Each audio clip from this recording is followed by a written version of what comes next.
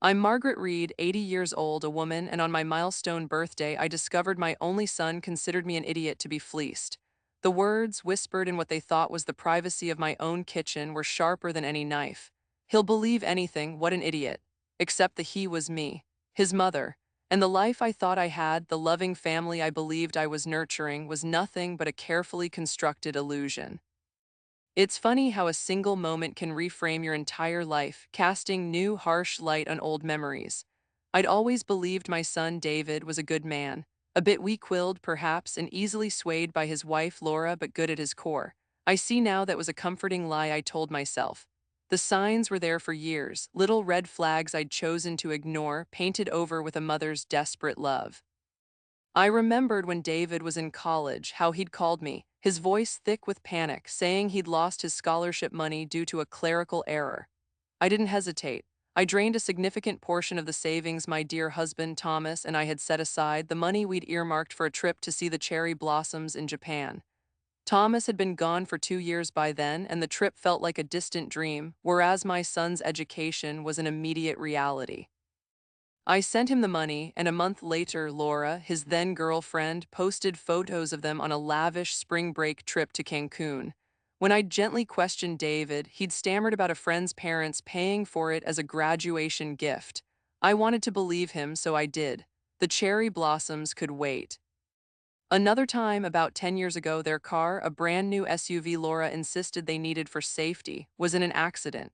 They told me their insurance wouldn't cover the full cost of the repairs. They were just starting out, they'd said, with a new mortgage and hefty bills. They came to me with long faces and detailed spreadsheets showing their financial woes. It looked so convincing. I gave them $20,000, another piece of the nest egg Thomas and I had so painstakingly built. It's an investment in your future, my dears, ID said, patting David's hand. He couldn't even look me in the eye, which I'd mistaken for shame at having to ask. It was only later, when I was visiting unexpectedly, that I found the insurance statement on the counter. It clearly stated the company had paid for the repairs in full. When I confronted them, Laura had launched into a dizzying explanation about deductibles and premium increases and how my money was really to offset those future costs. It was a word salad of nonsense, but I was flustered and out of my depth. I let it go. It was easier to believe their convoluted story than to accept the chilling alternative, that my own son and his wife were brazenly lying to my face. The biggest deception, however, was the house. My house. The one Thomas and I bought as newlyweds, the place where we raised David, where every wall held a memory. A few years ago, David and Laura sat me down for a serious talk. They spoke of my safety, my loneliness, the burden of upkeep. They proposed a solution that sounded so sensible at the time. They would sell their house, move in with me, and I would add their names to the deed of my property. In exchange, they would care for me in my old age, ensuring I would never have to go into a home. They would use the money from their house sale to build a small, self-contained apartment for me over the garage. It would be my private sanctuary, they'd promised, while they would manage the main house. It seemed like the perfect arrangement. I signed the papers with a notary they'd conveniently brought along, my heart swelling with gratitude. They moved in, and the money from their house sale vanished into a myriad of renovation costs for the main house, new marble countertops for Laura, a state-of-the-art home theater system for David, while my garage apartment plans were endlessly delayed. Supply chain issues, they'd say, contractor problems. I was living in my old bedroom, feeling more and more like a guest in my own home, but I held on to the belief that they were doing their best. The day it all fell apart was my 80th birthday. David and Laura insisted on throwing me a big party. "You only turn 80 once, Mom," David had said with a wide, manufactured smile. They invited neighbors, old friends, and some of their own younger, flashier acquaintances who looked at my cozy, slightly dated home with thinly veiled condescension. Laura, dressed in a designer dress that cost more than my monthly pension, fluttered about, playing the role of the doting daughter-in-law to perfection. I sat in my favorite armchair, the one Thomas and I had picked out together, feeling a strange mix of pride and unease. I watched as David gave a toast, his voice booming with false sentiment. "To my mother Margaret," he'd said, raising his glass. "The most generous, trusting, and selfless woman I know. She has given me everything, her wisdom, her support, and, well, everything else." He'd laughed, and the crowd laughed with him. Laura had clapped the loudest, her eyes glittering.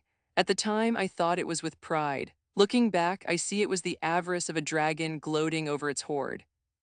Later in the evening, I felt a bit tired and went to the kitchen to get a glass of water, hoping for a moment of quiet. The swinging door was nearly closed, and as I reached for it, I heard their voices, David and Laura's, low and conspiratorial. I paused, my hand hovering in the air. "Did you see the look on Arthur Vance's face when you made that toast?" Laura hissed. "He knows, I think he's starting to suspect something." "Arthur's a washed-up old man," David scoffed, his voice dripping with disdain. "He's all bark and no bite. Besides, what can he prove? Mom signed everything over fair and square. She practically begged us to take her money." A cold dread began to seep into my bones, a paralysis that rooted me to the spot. "Still," Laura pressed, "we need to be careful until the final accounts are transferred. We just need to get her to sign off on liquidating the last of those investment portfolios. Once that's in our joint account, we can finally buy the lake house." Then came the words that shattered my world. David let out a low, cruel chuckle. "Don't worry about Mom. She'll sign whatever we put in front of her. She hangs on my every word. He'll believe anything. What an idiot." The pronoun hit me first. He, a slip of the tongue that revealed everything. He wasn't just talking about a generic fool. In that moment of unguarded contempt, he had forgotten my gender, reducing me to a faceless, gullible mark, an idiot, his own mother. The room began to spin, the cheerful sounds of the party fading into a dull roar. I backed away from the door silently, my hand pressed to my mouth to stifle a sob. My legs felt like lead as I made my way back to my armchair, my face a carefully composed mask of serene old age. I sat down, my heart hammering against my ribs. I looked at the smiling faces, the festive decorations, the whole charade they had built around me, and I felt a profound, bottomless cold. It wasn't just about the money. It was the absolute annihilation of my trust, the desecration of my love. They hadn't just stolen from me, they had stolen my life's narrative, rewriting my role from beloved matriarch to pathetic old fool. In that moment, sitting amidst the celebration of my life, I had never felt more alone or more fiercely, dangerously alive. The grief was a tidal wave, but underneath it, something else was stirring, a cold, hard resolve. They thought I was an idiot. It was time to show them just how wrong they were. The day after the party, a thick, suffocating fog of despair settled over me. Every creak of the floorboards, every cheerful "Good morning, Mom" from David felt like a fresh betrayal. Laura served me breakfast in bed, a cloying gesture of faux affection that made my stomach turn. They were watching me, I realized, waiting for the right moment to present the final set of papers, the ones that would liquidate the last vestiges of the security my husband had worked his entire life to provide. The grief was a physical weight pressing down on my chest, making it hard to breathe. I spent most of the day in my room, pleading fatigue from the party. In truth, I was mourning. I was mourning the son I thought I had, the family I thought I was a part of, and the naive, trusting woman I used to be. By evening, the grief began to curdle into something else. Anger, a cold, clear anger that burned away the fog. They had underestimated me. They had mistaken my love for stupidity. That was an error I was going to make them pay for, not just in dollars and cents, but in the currency of their own arrogance. I needed help. I couldn't do this alone. My mind immediately went to one person, Arthur Vance. Arthur had been my husband Thomas's best friend since they were boys. He was a retired financial advisor, a man as steady and reliable as granite. He was sharp, cantankerous, and possessed a bulldog-like tenacity when it came to numbers and justice. After Thomas died, Arthur had made me promise to call him if I ever needed anything, anything at all. I hadn't seen him much since David and Laura moved in. They'd made subtle comments about him being a negative influence, and wanting to keep the peace, I had let the friendship drift. Now I saw their efforts for what they were, a calculated move to isolate me from anyone who might see through their charade. I waited until I was sure David and Laura were engrossed in one of their television shows in the home theater they'd built with my money. I slipped out the back door with my old, rarely used cell phone and walked to the end of the garden, huddling behind the overgrown lilac bushes. My hands trembled as I dialed his number. He answered on the second ring, his voice as gruff as I remembered. "Vance." "Arthur," I said, my voice barely a whisper. It's Margaret Reed. There was a pause. Maggie, is everything all right? You sound terrible. The dam broke. The carefully constructed composure I'd maintained for 24 hours crumbled, and I began to sob, the ugly, ragged sounds of a heart breaking. I told him everything. The whispered conversation in the kitchen, the missing money, the house, the condescending toast, the final, devastating word, idiot. I spoke until I was hoarse, the words tumbling out in a torrent of pain and fury. Arthur listened patiently, not interrupting once. When I finally fell silent, exhausted, he didn't offer platitudes or sympathy. He offered something far better, action. The conniving little rats, he growled, the fury in his voice a comforting balm. Maggie, listen to me. Don't let them see that anything has changed. Not a tear, not a single sharp word. Tomorrow I'm going to call you. I'll pretend it's about setting up a lunch for the old VFW auxiliary group, something they'll find boring and harmless. We'll meet at the public library, not a cafe, not my office. Somewhere public and anonymous. Can you do that? Well, yes, I said, a flicker of strength returning. I can do that. Good, he said. And Maggie, stop crying. We're not going to be sad. We're going to get even. The next day, just as he'd promised, Arthur called. Laura answered the house phone, and I heard her sigh with theatrical boredom as she passed it to me. It's Arthur Vance for you, something about a luncheon. I played my part, feigning mild confusion and agreeing to meet him at the library to sort out the details. My memory isn't what it used to be, I said, loud enough for Laura to hear. I saw her exchange a small, triumphant smirk with David. They were falling for it already. At the library, Arthur had a private study room reserved. He had a laptop and a stack of papers. He looked at me, his eyes sharp. All right, Maggie, let's go to war. For the next 2 hours, he walked me through it. We made a list of every large sum of money I had given them. He explained what a forensic accountant was and how we could hire one. He told me about power of attorney and how to revoke the one I had foolishly granted David. Then he laid out the core of his plan, a strategy so audacious it took my breath away. They think you're an idiot, he said, his voice low. They think your mind is slipping. We're going to lean into that. We're going to give them the performance of a lifetime. You are going to become the frail, confused, dottery old woman they believe you to be. You will become more forgetful, more confused, more dependent. You will let them help you with your finances, all while we're working in the background, cutting off their access and building an ironclad case against them. A slow smile spread across my face. It was devious, it was brilliant, it was perfect. For the first time in years, I felt a surge of power. They had cast me in the role of the fool. It was a role I would now play with relish, right up until the final, devastating curtain call. My new life as a doting, senile old woman began the very next day. It was a role I embraced with a surprising theatrical flair. I started small. I forgot where I'd put my reading glasses, only to have Laura find them on top of my head with an exasperated sigh. I asked David the same question about the weather 3 times in the space of an hour. I called him by my late husband's name, Thomas, and when he corrected me, I would look at him with wide, watery eyes and say, "Oh, of course, dear, you look so much like your father." I saw the look that passed between him and Laura, a mixture of pity and avarice. It was working. My performance escalated. I started leaving taps running. I'd put the milk in the cupboard and the cereal in the fridge. One afternoon, I walked into the living room where Laura was hosting some of her friends and asked if any of them had seen my mother.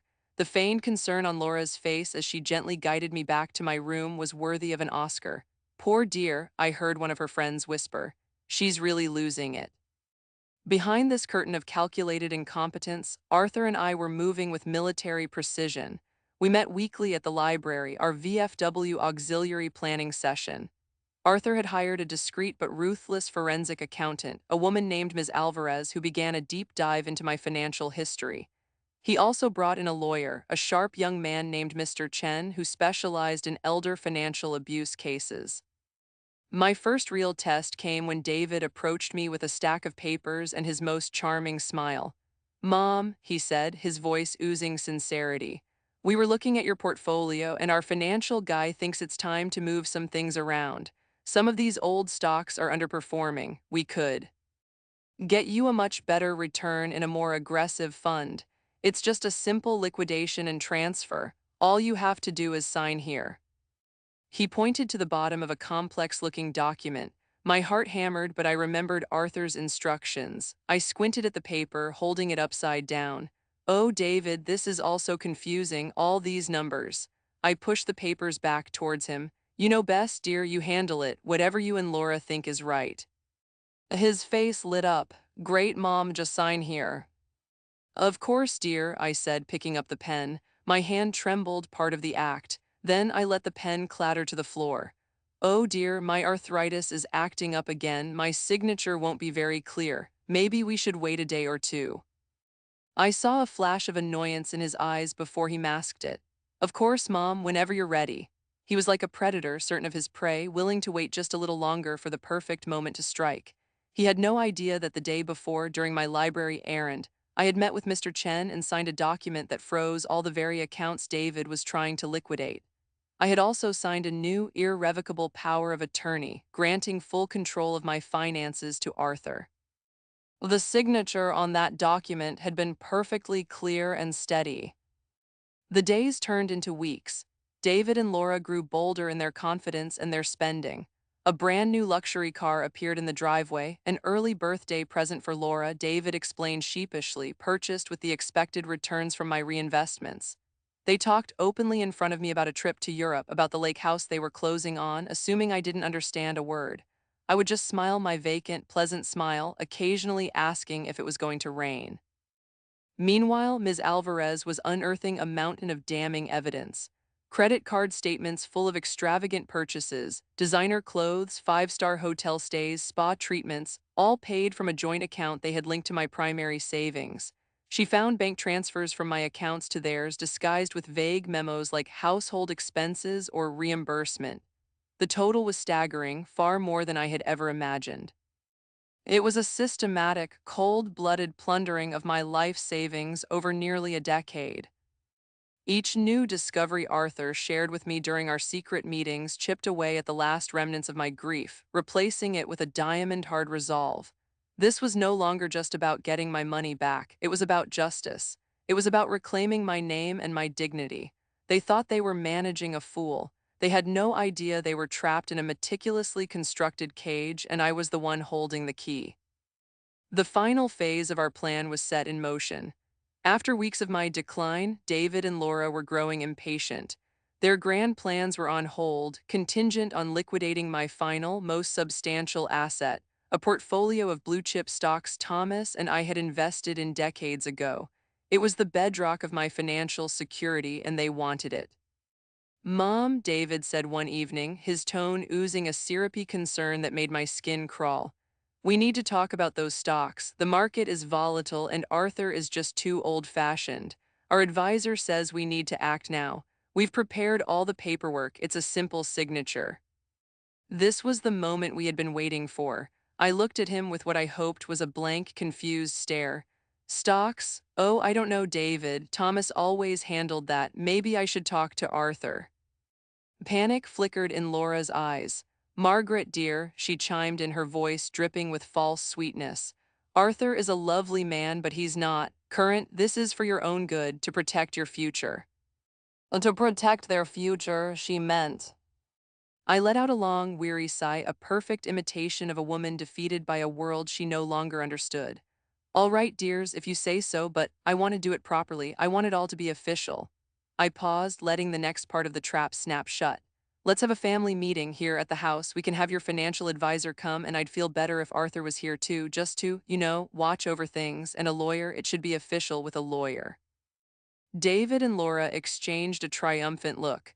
They saw my request not as a threat, but as the final capitulation of a confused old woman wanting the illusion of propriety. They would have their lawyer, a slick man I was sure was in on their scheme, and they would tolerate Arthur's presence, confident he was powerless. That's a wonderful idea, Mom, David said, patting my hand. We'll set it all up for this Friday. You won't have to worry about a thing. They had no idea that my lawyer, Mr. Chen, had already been informed and would be arriving with Arthur. They had no idea that Ms. Alvarez had completed her report, a thick, damning document detailing every single dollar they had stolen, complete with copies of bank statements and receipts. The days leading up to the Friday meeting were a strange, tense performance. I was the picture of placid senility while they buzzed with a greedy, nervous energy. They were like children on Christmas Eve, unable to contain their excitement for the presents they were about to receive. They treated me with an almost smothering kindness, bringing me tea, fluffing my pillows, talking about all the wonderful things they would do to make my life more comfortable once my finances were simplified. On the morning of the meeting, Laura helped me dress. She chose a soft beige cashmere sweater set. "So you look nice for the lawyers, dear," she said, her smile not quite reaching her eyes. She saw me as a prop, a mannequin to be dressed up for the final scene of her triumphant play. As she fussed with my collar, I looked at our reflection in the mirror. I saw a frail-looking old woman with vacant eyes standing next to a sharp, predatory blonde. For a fleeting second, I almost believed the image myself. But then I met my own eyes in the glass, and deep within them I saw a flicker of steel. The trap was set. The hunters were about to walk right into it. The meeting was scheduled for 2:00 p.m. in the formal dining room, a room they had redecorated with my money in opulent, gaudy taste that I detested. A long, polished mahogany table reflected the oversized crystal chandelier. David and Laura sat on one side, flanked by their lawyer, a man named Mr. Finch with a smug smile and shifty eyes. They had a stack of documents neatly arranged in front of them, the liquidation papers for my portfolio. I sat at the head of the table, playing my role. I looked around the room with a vague, pleasant confusion, occasionally patting my hair. The doorbell rang. David stood up, a triumphant gleam in his eye. "That'll be our advisor." But it wasn't their advisor. The dining room doors swung open and Arthur walked in. With him was Mr. Chen, my lawyer, who carried a heavy briefcase. Behind them was Ms. Alvarez, the forensic accountant, holding a thick, bound report. David and Laura froze. The color drained from David's face. Laura's painted-on smile faltered. "Arthur," David stammered, trying to recover. "And who are these people? Mom, we had this all arranged."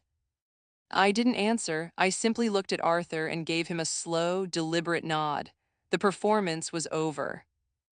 Arthur walked to the table and stood directly opposite David.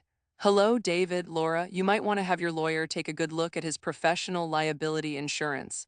He placed a document in front of Mr. Finch. "This is a new, legally binding power of attorney signed by Margaret 6 weeks ago, naming me as her sole financial agent. It revokes all previous agreements. Any documents you have are worthless." Mr. Finch paled as he read the document. He looked at David and Laura with fury. "You told me she had no other counsel." "And this," Mr. Chen said, his voice calm and authoritative as he stepped forward, "is a formal notice of legal action." He placed a thick envelope in front of David. "We are suing you for the return of $1,743,281.56, plus damages, interest, and all legal fees." Laura let out a small gasp. David just stared, his mouth opening and closing like a fish. 1.7 million, David whispered, his voice cracking. That's impossible." "Oh, it's very possible," Ms. Alvarez said, stepping forward and opening her report on the table. She turned it to face them. It was filled with highlighted credit card statements, bank records, and copies of canceled checks. "We have it all accounted for. The down payment on this house you claim to have sold, the luxury car, the trips, the jewelry, the $50,000 loan for a business venture that was actually a payment on a gambling debt, David. Every last cent you stole from your mother." The room was silent except for the frantic rustling of paper as David and Laura's lawyer leafed through the evidence. Laura finally found her voice, turning to me, her face a mask of desperation. "Margaret, tell them it was a gift. You wanted us to have it. You told us to take it." I looked at her, and for the first time in months, I let my true feelings show. The vacant, confused old woman was gone. In her place was the matriarch of the house, her eyes filled not with dementia, but with an icy, unforgiving clarity. I spoke, my voice low and steady, each word landing like a hammer blow. "You stood in my kitchen on my 80th birthday and you called me an idiot." The blood drained completely from their faces. They knew I had heard. "You took my love and my trust and you used it as a tool to plunder my life savings. I continued, standing up, feeling taller and stronger than I had in years. You preyed on my generosity. You plotted to leave me with nothing. You did not see it. Mother, you saw a mark, but the fatal mistake you made was that you underestimated me. I turned to David. As of this moment, you and your wife are to vacate my house. You will pack one suitcase each of personal effects. Everything else, the furniture, the art, the car, was purchased with stolen funds and will be sold to recoup my losses. You have 24 hours. David stared at me, his face a mess of disbelief and terror. Mom, you can't. Where will we go? We have nothing. You should have thought of that, I said, my voice devoid of all emotion, before you decided to feast on the woman who gave you life. I looked from his face to Laura's. Get out of my house. They left within the hour. There was no shouting, no final dramatic confrontation. There was only the quiet, pathetic sound of them dragging their suitcases down the hallway. I watched from the living room window as they got into a taxi, not even looking back at the house. The sense of relief was so profound, so absolute, it was like taking my first breath after nearly drowning. The house was mine again. It felt lighter, cleaner, as if a poison had been purged from its very walls. The weeks that followed were a whirlwind of legal activity. Mr. Chen was relentless. Faced with the mountain of irrefutable evidence, David and Laura's lawyer advised them to settle. They signed over the titles to everything of value they owned. They liquidated their own meager savings. It wasn't enough to cover the full amount, not even close, but it was a start. Mr. Chen secured a judgment against them for the remaining balance, a debt that would follow them for the rest of their lives. There would be no lake house, no European vacations. There would only be the long, hard reality of their own making. I chose not to press criminal charges. Seeing their lives implode, stripped of the wealth and status they so desperately craved, was justice enough for me. Arthur was my rock through it all. He helped me find a new, honest financial advisor. We worked together to restructure my finances, ensuring they were secure and protected. The first thing I did was set up a substantial donation to a local charity that provided legal aid to victims of elder abuse. My pain would become someone else's shield. One sunny afternoon, Arthur came over for tea. We sat in the garden, the same spot where I had made that desperate, tearful phone call weeks before. The lilac bushes were in full bloom. You know, he said, stirring his tea, Thomas would be so damn proud of you, Maggie. Tears welled in my eyes, but this time they were not tears of grief or betrayal. They were tears of gratitude. He would have been furious with me for being so foolish in the first place, I said with a small laugh. No, Arthur said, his expression serious. He would have been furious with them for betraying your goodness. There's a difference. Trusting people isn't a weakness, Maggie. It's the foundation of everything worthwhile. The weakness lies with those who exploit it. He was right. I had spent so long blaming myself, feeling ashamed of my own trusting nature. But my ability to love and trust wasn't the problem. The problem was that I had given it to people who were utterly undeserving. With David and Laura gone, I began to reclaim my life. I reconnected with old friends. I joined a book club and a gardening society. I even booked a trip, not to see the cherry blossoms in Japan that felt like a dream belonging to another lifetime, but a river cruise down the Danube, a trip for me and me alone. The house, once a symbol of my imprisonment, became my sanctuary again. I filled it with laughter, with friends, with music. It was no longer just the house Thomas and I had built. It was the house Margaret had reclaimed. I never saw David or Laura again. I heard through the grapevine that they had moved to another state, that David was working a menial job and Laura was. Well, no one seemed to know. They had vanished from my life as completely as if they had never existed. I felt no hatred for them anymore, only a vast, empty pity. Their greed had cost them everything, but most of all, it had cost them a mother's love, the one treasure they had possessed freely and had so carelessly thrown away. My life was my own again, and it was richer and more peaceful than I could have ever imagined. The greatest lesson I learned is that the lines between love and weakness, between trust and foolishness, are drawn by those who receive our hearts. It is not foolish to trust. It is a tragedy when that trust is betrayed. I was not an idiot. I was a mother. My mistake was in continuing to pour my love into a vessel that was not only full but had a gaping hole in the bottom. I learned that sometimes the most powerful act of love is to turn off the tap. to save yourself. You can't set yourself on fire to keep others warm, especially when they are the ones holding the matches. And that's my story. Well, thank you for listening.